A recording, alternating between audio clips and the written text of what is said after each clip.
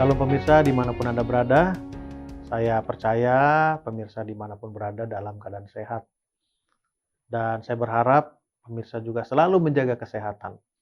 Tetap menjalankan protokol kesehatan agar kita tetap dalam keadaan sehat. Kita masuk ke pelajaran Sabat yang ke-12. Tanpa terasa kita hampir mengakhiri kuartal kedua tahun 2021. Dan tentunya sudah banyak pelajaran-pelajaran yang kita dapatkan dari pelajaran sekolah Sabat kuartal kedua ini, khususnya membicarakan tentang janji Allah, janji yang kekal untuk keselamatan kita manusia di kemudian hari. Pelajaran Sabat ke-12 judulnya adalah perjanjian iman. Kembali membicarakan tentang janji, tapi sekarang yang dibicarakan adalah tentang iman. Ayat inti atau ayat hafalan yang diambil oleh penulis di pelajaran yang ke-12 ini diambil dari buku Galatia 3 ayat 11. Dikatakan demikian. Dan bahwa tidak ada orang yang dibenarkan di hadapan Allah karena melakukan hukum Taurat adalah jelas. Jadi kembali diingatkan oleh Rasul Paulus kepada jemaat di Galatia, juga kepada kita sekarang bahwa tidak ada orang yang diselamatkan oleh karena perbuatannya. Dan sering saya mengambil ilustrasi, menambah pengertian kita tentang bahwa kita diselamatkan bukan oleh karena perbuatan, yaitu hubungan muda-mudi yang sedang jatuh cinta antara pria dan wanita. Apapun yang dilakukan oleh pria, kalau dia belum mendapatkan cinta wanita itu,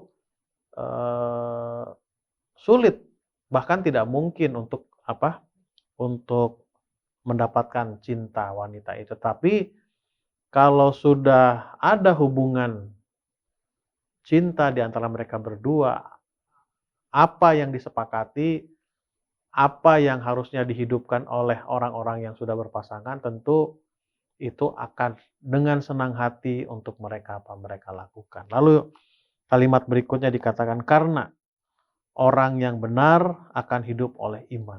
Jadi orang benar itu adalah orang-orang yang sudah menerima Yesus Kristus sebagai juru selamatnya dalam bentuk baptisan yang diajarkan oleh Alkitab dengan cara diselamkan. Ya, baptism. Maka orang itu dinyatakan benar karena sebelum orang-orang ini atau manusia yang ada di dunia yang berdosa ini belum menerima Yesus Kristus sebagai juru selamatnya, mereka dikatakan orang-orang yang bersalah, orang-orang anak-anak setan, pengikut setan, anak kegelapan. Tetapi pada saat mereka menerima Yesus Kristus sebagai juru selamatnya, lalu mereka dinyatakan orang-orang yang benar atau justification, orang yang dibenarkan. Dan itu semua bisa terjadi, bisa terlaksana oleh karena iman seseorang. Ya sekedar mengulangi saja Ibrani 11 ayat yang pertama, iman adalah dasar dari segala sesuatu dan bukti dari segala sesuatu yang tidak pernah kita lihat. Ya saya mengulangi saja, kata lihat di sana adalah blepo, paling tidak ada 3 pengertian, 3 makna tentang blepo melihat. Blepo itu bahasa Greek-nya. Blepo, pengertian yang pertama adalah melihat dengan menggunakan mata badan kita, mata badani kita, yaitu panca indera kita. Lalu yang kedua, blepo itu secara metafora atau kiasan, menggunakan mata pikiran kita. Lalu yang ketiga adalah geographical experience atau pengalaman yang kita alami secara geographical. Geographical artinya kita berada di tempat itu. Ya, jadi pengertiannya adalah iman itu pengertian. Jadi iman adalah dasar dari sesuatu yang kita percaya, segala sesuatu yang kita harapkan. Dari yang tidak pernah kita mengerti, kita percaya. Ya, tidak pernah kita mengerti. Lalu kita jalankan. Jadi keselamatan itu bisa kita dapatkan oleh karena keyakinan kita. Di pelajaran Sahabat Petang di sini ada sebuah ilustrasi, ya sebenarnya cerita mitos ya, cerita legenda orang-orang di Yunani sana yaitu Odysseus, agak sulit juga saya membacanya, Odysseus. Di mana, setelah dia mengadakan peperangan itu perang Trojan dan lain sebagainya, lalu dia akan pulang ke rumah, ke rumahnya, mengarungi samudra yang luas, tapi dia harus menghabiskan waktu 10 tahun dalam perjalanan pulang ke rumah. Lalu dewa melihat bahwa dia sudah kelelahan, lalu dewa izinkan dia untuk pulang ke mana? Pulang ke rumah. Memang penulis katakan bahwa tidak 100% seperti cerita Odysseus itulah keadaan kita sekarang, tidak seperti, tapi paling tidak ada poin yang bisa diambil dari sana bahwa kita sekarang, sedang dalam situasi pulang ke rumah, ya pulang ke rumah, kembali ke rumah kita, sebentar lagi kita akan berada di rumah. Walaupun, kita pulang ke rumah bukan harus menderita, tersiksa seperti Odysseus ini, kita bisa pulang ke rumah dengan satu syarat, yaitu kita meyakini, kita imani bahwa kematian Yesus itu sudah cukup untuk menghapus dosa kita, menanggung upah dosa kita, sehingga kita yang tadinya dikatakan orang-orang bersalah, orang-orang berdosa, akhirnya kita dinyatakan orang-orang benar atau orang-orang yang sudah dibenarkan oleh karena pengorbanan Yesus Kristus. Baik, kita masuk ke pelajaran hari Minggu. Judulnya adalah Bayangan Kalvari.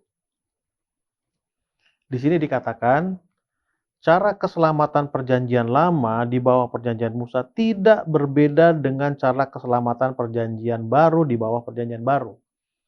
Jadi, konsep, prinsip keselamatan perjanjian lama dengan perjanjian baru itu tidak ada bedanya.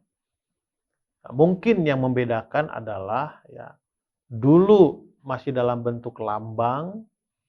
Nah, dulu itu dilambangkan oleh atau melalui anak domba yang dikorbankan setiap orang melakukan kesalahan, dan korban itu dibawa ke Ka'bah atau bait suci, baik itu bait suci Musa ataupun Salomo, dan di sana ada imam, dan domba itu melambangkan kematian Yesus. Lalu jauh sebelum kemah suci, sejak zaman Adam sampai zaman Musa, Abraham, Nuh, Abraham sampai ke Musa, praktek yang mereka lakukan adalah memotong domba, anak domba di atas mezbah. Dan itu prinsipnya adalah sama. Nah, sekarang di perjanjian baru, lambang itu digenapi dengan hadirnya Yesus Kristus sebagai juru selamat kita. Apakah di kitab suci perjanjian lama atau baru? Perjanjian lama atau baru, keselamatan itu hanya oleh iman saja. Ya, baik perjanjian lama, perjanjian baru, lambang, ataupun yang sebenarnya, ini bisa kita terima hanya oleh iman kita, hanya oleh keyakinan kita. Tidak ada cara yang lain.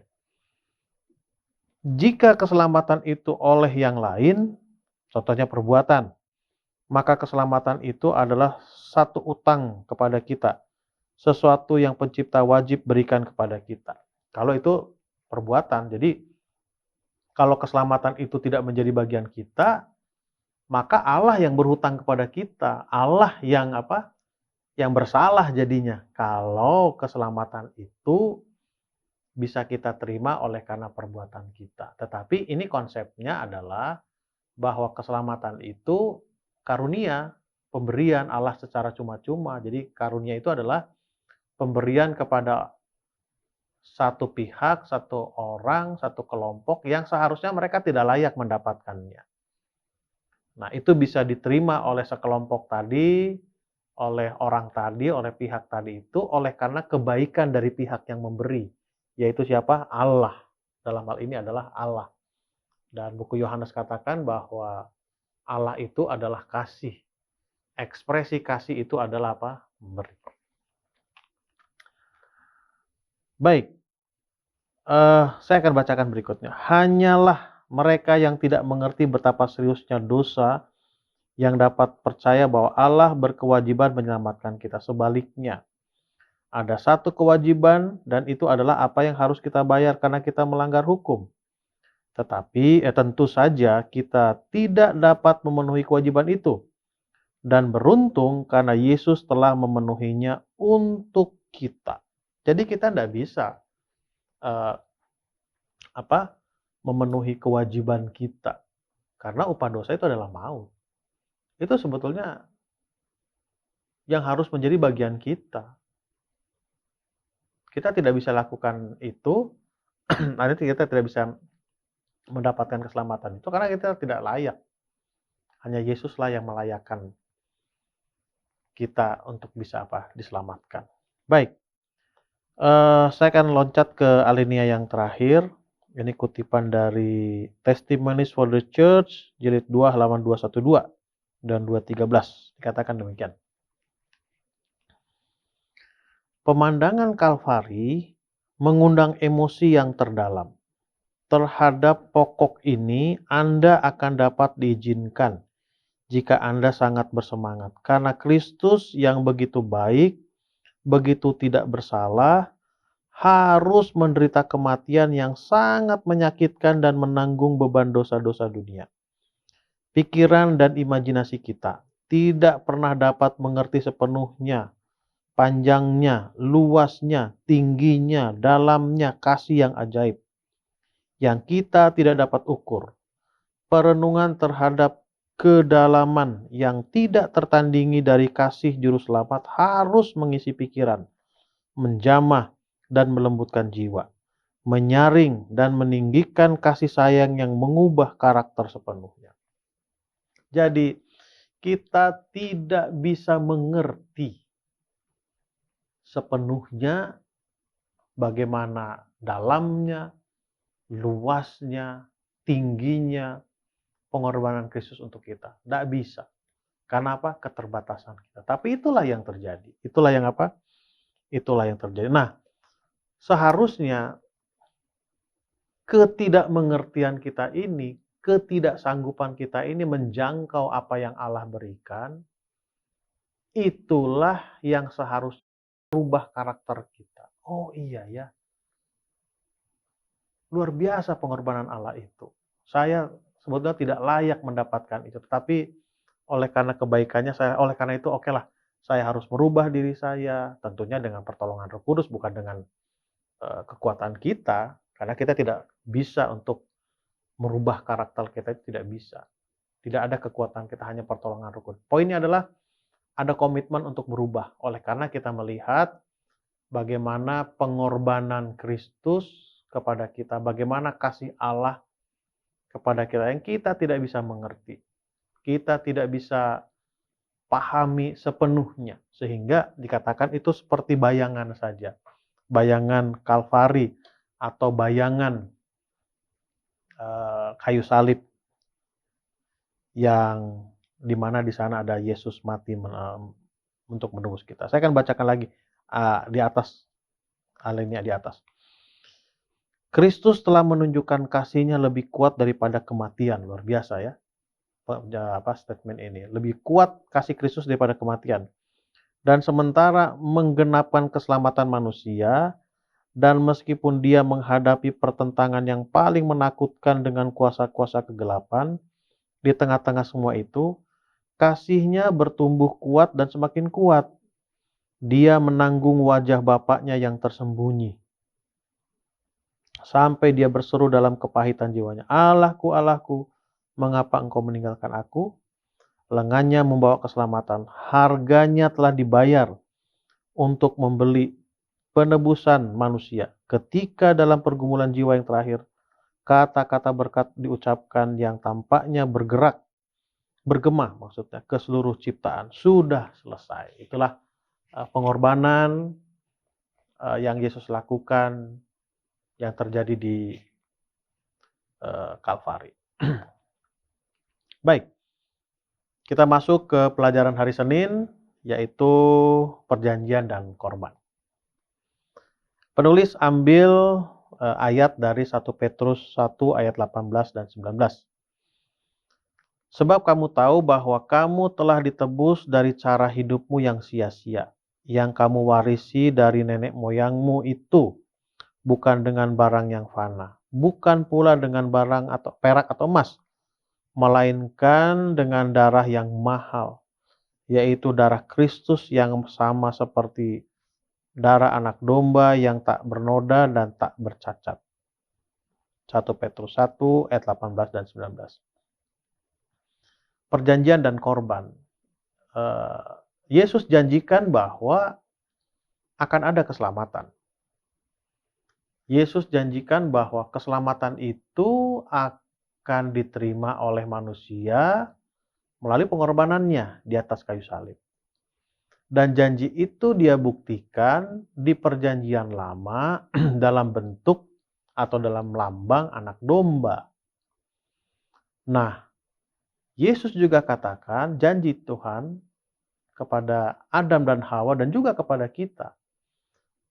Upah dosa adalah maut. Ya, kalau kita kembali mengingat apa yang terjadi di buku Kejadian 1 dan Kejadian 2, pada waktu Allah memberikan perintah kepada Adam dan Hawa, semua boleh kalian makan kecuali yang satu ini. Kalau kalian memakannya, kalian pasti akan mati. Ya. Itu sebuah janji. Kalau kalian makan, kalian mati. Artinya kalau kalian tidak makan, kalian tidak akan mati. Dan itu digenapi. Lalu Yesus janjikan kalau ada yang dunia ini berdosa, melanggar, akan ada jalan keluar, itu apa? Juru selamat. Digenapi dalam bentuk lambang, yaitu apa? Anak domba. Lalu zaman Musa, anak domba juga. Bedanya sebelum zaman Musa itu di mesbah upacaranya, di zaman Musa upacaranya itu di bait suci, ya di kemah suci. Lalu zaman raja-raja ya prinsipnya tetap sama, ada apa? Ada korban. Dan itulah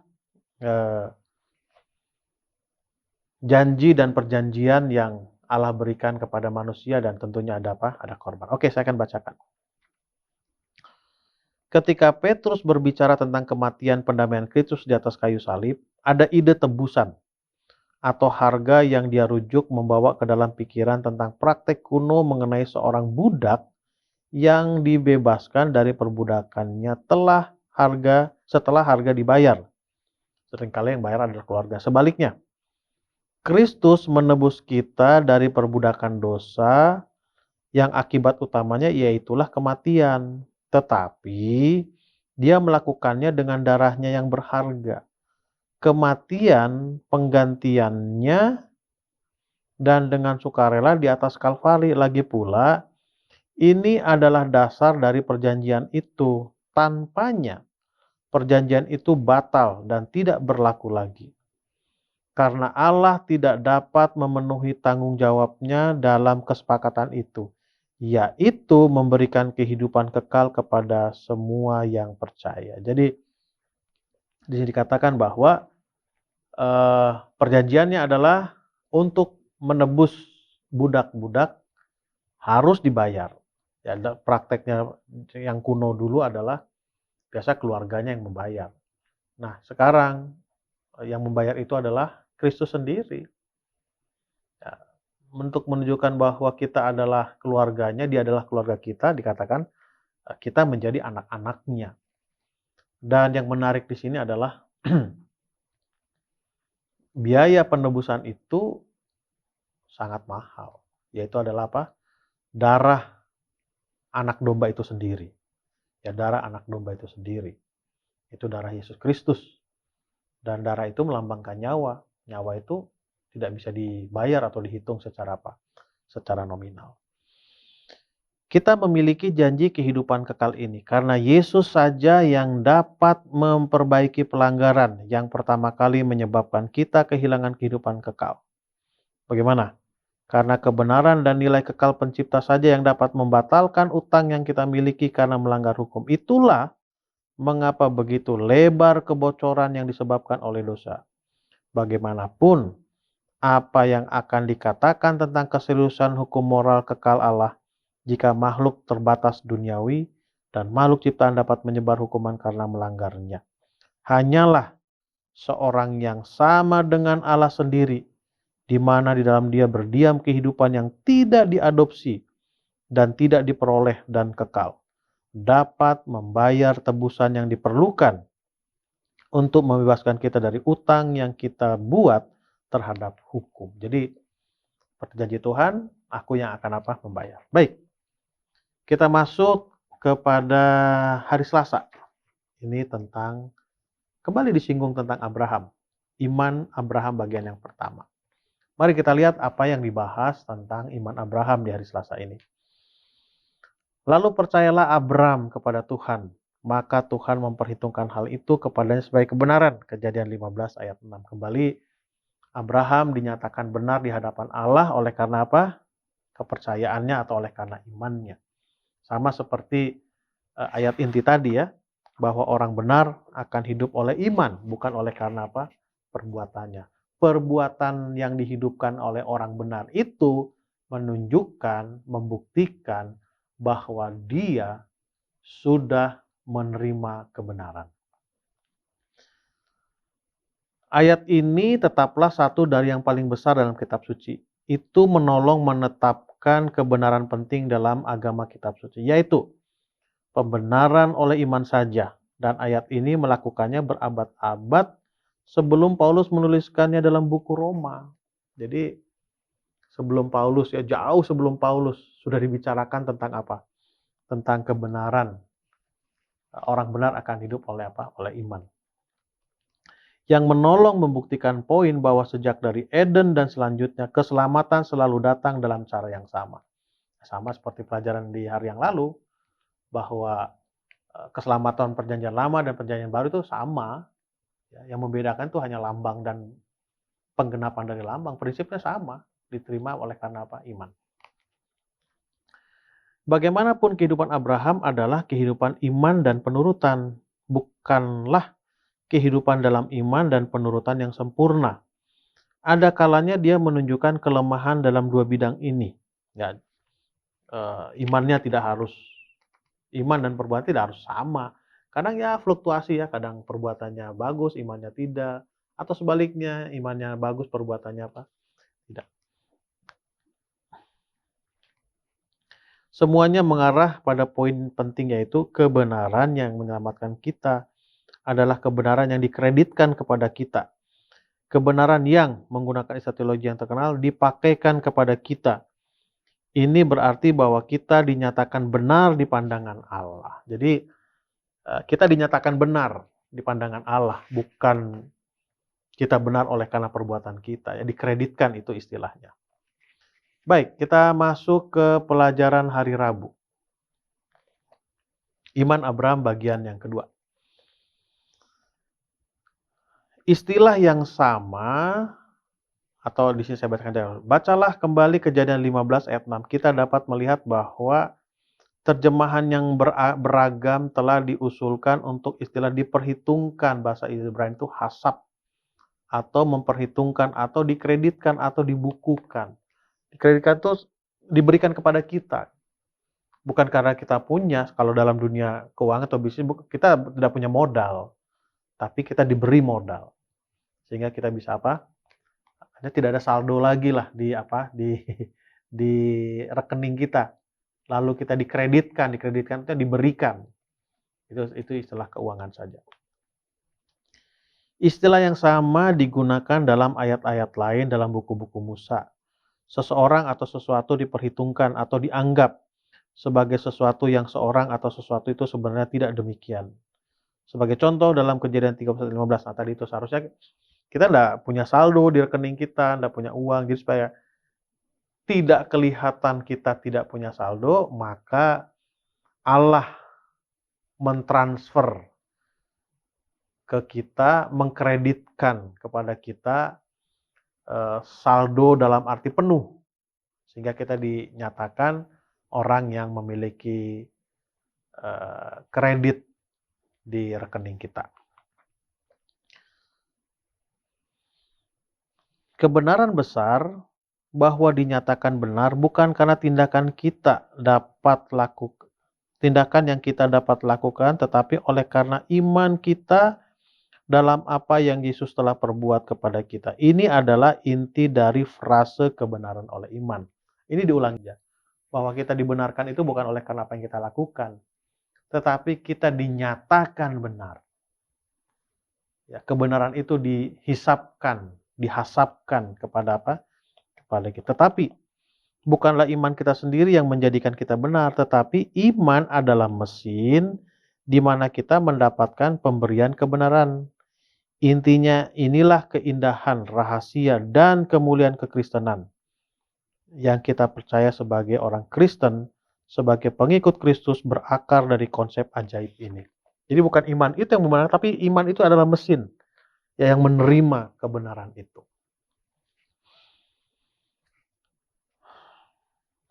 Baik, kita masuk ke pelajaran hari Kamis.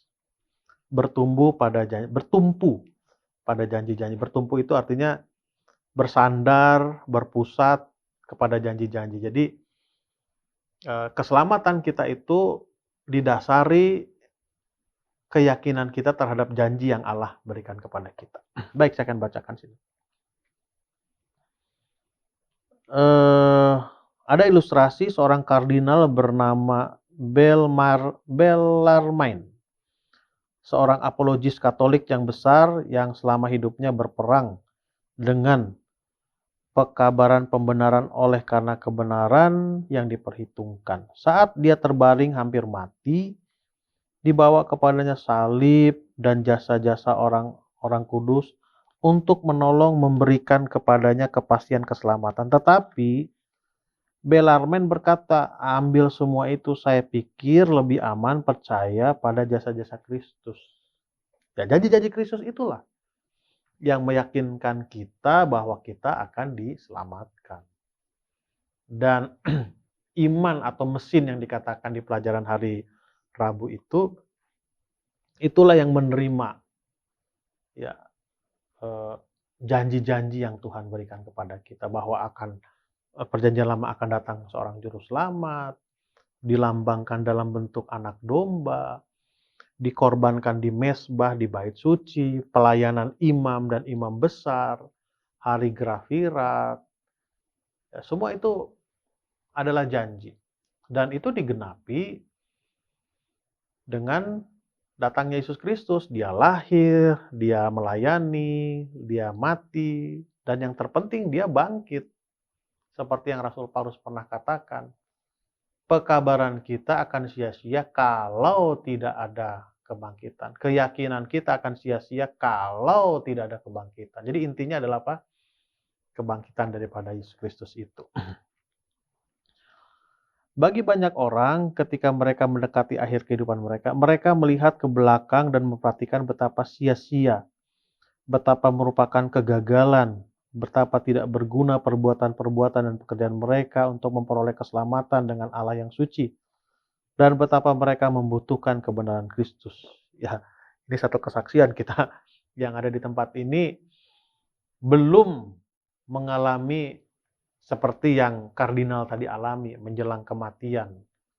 Jadi kita tidak bisa merasakan peristiwa itu, tetapi keyakinan kita mengatakan bahwa apa yang dialami oleh kardinal itu benar.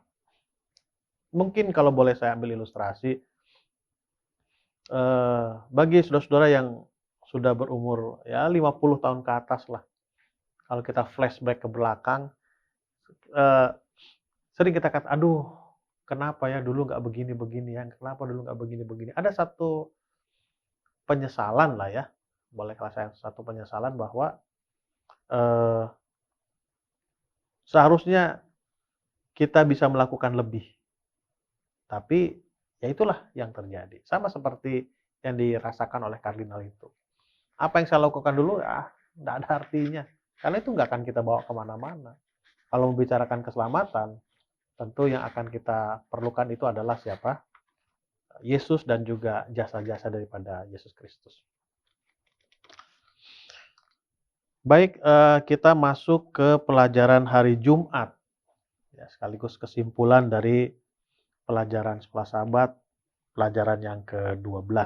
Saya akan bacakan saja kalimat-kalimat atau paragraf-paragraf yang ditulis oleh seorang penulis Ellen G. White dari buku Selected Message Jilid 3 halaman 191. Dikatakan demikian. Satu-satunya jalan di mana seorang berdosa dapat mencapai kebenaran adalah melalui iman. Clear itu. Oleh iman, dia dapat membawa kepada Allah jasa-jasa Kristus. Dan Tuhan menempatkan penurutan anaknya kepada perbuatan orang berdosa. Kebenaran Kristus diterima menggantikan kegagalan manusia. Dan Allah menerima, mengampuni, membenarkan jiwa yang bertobat dan percaya. Memperlakukannya seolah-olah dia benar dan mengasihinya seperti dia mengasihi anaknya. Beginilah iman diperhitungkan sebagai kebenaran. Jadi kembali, iman saja, tidak ada yang lain. Dan itu akan diperhitungkan sebagai apa? Kebenaran. Lalu berikutnya, ketika melalui pertobatan dan iman, kita menerima Kristus sebagai juru selamat kita. Tuhan mengampuni dosa-dosa kita dan membatalkan hukuman yang telah ditentukan karena pelanggaran hukum. Kemudian, Allah berdosa berdiri di hadapan Allah, orang berdosa maksud saya, berdiri di hadapan Allah sebagai seorang yang benar. Dia dibawa berdamai dengan sorga dan melalui roh memiliki persekutuan dengan Bapa dan Anak.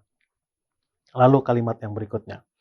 Kemudian, masih ada pekerjaan lain yang harus diselesaikan dan ini adalah bersifat berkembang. Jiwa itu disucikan melalui penurutan pada kebenaran. Dan hal ini juga dicapai melalui iman. Karena hanya melalui kasih karunia Kristus yang kita terima melalui iman, sehingga karakter dapat diubahkan. Jadi setelah iman kita menerima kebenaran itu, lalu ada proses perkembangan. Itu pertumbuhan kedewasaan rohani menurut sanctification atau justification. Justification kita akan masuk pada proses sanctification, proses penyucian itu adalah proses pendewasaan rohani. Dan itu berlangsung setiap saat ya, seperti katakan sini, itu mengubah karakter kita yang tadinya tidak baik menjadi karakter yang baik. Karena karakter kita itulah yang akan kita bawa kemana? Ke sorga, sementara perubahan fisik kita yang fana ini akan terjadi pada waktu kedatangan Yesus yang kedua kali, di mana Yesus ada di awan-awan. Kita yang benar akan menyongsong dia di awan-awan, yang hidup akan diubahkan, yang mati dibangkitkan akan diubahkan. Jadi lengkaplah tubuh yang sudah diubahkan, lalu tabiat atau karakter yang sudah diubahkan, dan kita akan berada di kerajaan sorga. Kita akan menjadi ciptaan yang baru, akan mempunyai hati yang baru, dan itu akan kita pelajari di pelajaran Sabat ke-13 atau di pekan yang akan datang. Lalu ringkasan di sini perjanjian lama, perjanjian baru. Yesus membayar utang sesuai hukum, supaya kita dapat berdiri sebagai orang benar dalam pemandangan Allah. Baik pemirsa, itulah pelajaran Sabat ke-12.